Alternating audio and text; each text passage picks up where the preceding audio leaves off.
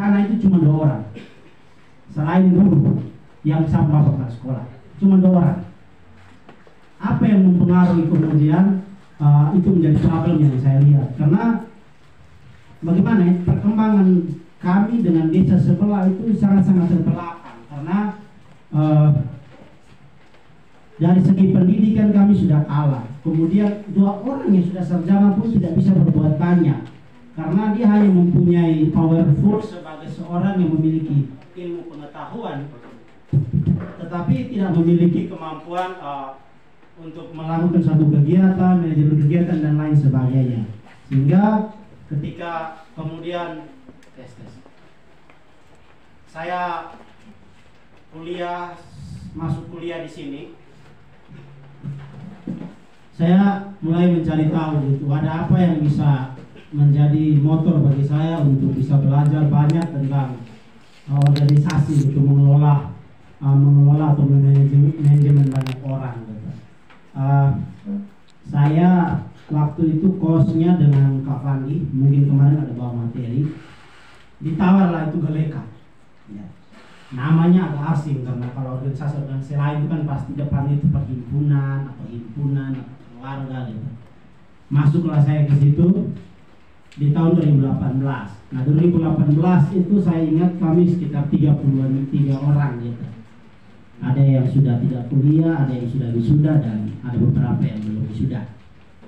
2018 kemudian berkembang, saya juga bergabung di keluarga mahasiswa Katolik satu Persis Teknik, ini juga mantan sekretaris, saya juga mantan sekretaris.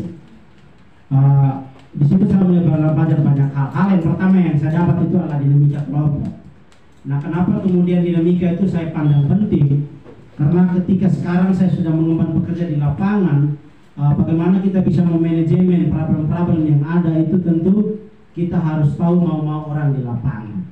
Kita harus bisa menganalisa risiko yang terjadi. Dari mana analisa risiko itu bisa kita buat? Ya kita lihat dari dinamika yang pernah kita alami di organisasi gitu. Saya awal masuk organisasi itu memang tidak terlalu kesal, karena saya mau masuk organisasi sehingga orang siksa dan sebagainya itu saya merasa itu wajar, itu bagian dari proses. Pengalaman ketika dia berorganisasi dan juga apa yang dia dapat dari organisasi. Yang pertama kita bicara soal motivasi. Motivasi itu soal kemauan, ya tidak? Ya. Motivasi itu soal keinginan. Jadi kemauan dan keinginan entah itu berasal dari diri kita ataupun dari lingkungan atau orang yang ada di luar kita. Itu motivasi. Teman-teman yang hari ini datang dan berproses seperti ini juga pasti punya motivasi, ya tidak? Nah, saya tidak tahu motivasi kamu seperti apa, tapi saya yakin bahwa teman-teman datang sini pasti punya motivasi, baik itu di dalam diri teman-teman ataupun di lingkungan dan juga orang yang ada di sekitar teman-teman. Jadi saya mau tanya satu-satu dulu, saya biasa tanya. Jadi kira-kira ya Riko dulu lah, motivasi kamu bergaleka itu apa? Membangun relasi antar sesama dan melatih jiwa. Oke, membangun relasi antar sesama baik anggota, senior dan semua, dan juga melatih jiwa kepemimpinan. Siapa lagi? Siapa lagi? Yang lain ini tidak ada motivasi kah? Hidup kalau tidak ada motivasi lebih baik.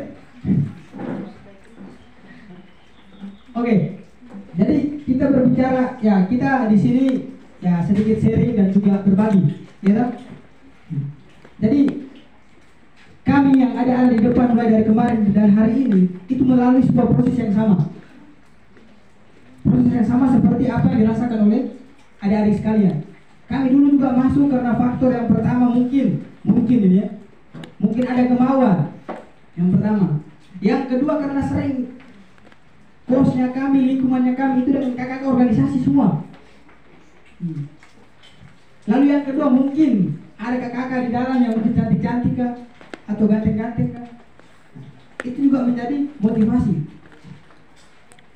Tetapi yang menjadi inti daripada semua ini bagaimana kita berproses di dalamnya. Apapun motivasinya kita ketika kita masuk di dalam dan mau benar-benar proses, ada hal baru yang kita temukan di dalam sebuah proses dalam organisasi, baik organisasi di Galeka, organisasi apapun, pasti kita akan kejar terus. Saya dulu dari kampung itu mau dibilang, wih, seperti yang ya kamu ini tanya tidak jawab, dipanggil baru menyahut, suruh bicara juga tidak bisa dan sebagainya.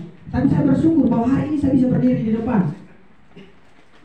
Hari ini saya bisa berada di hadapan adik-adik sekalian. Itu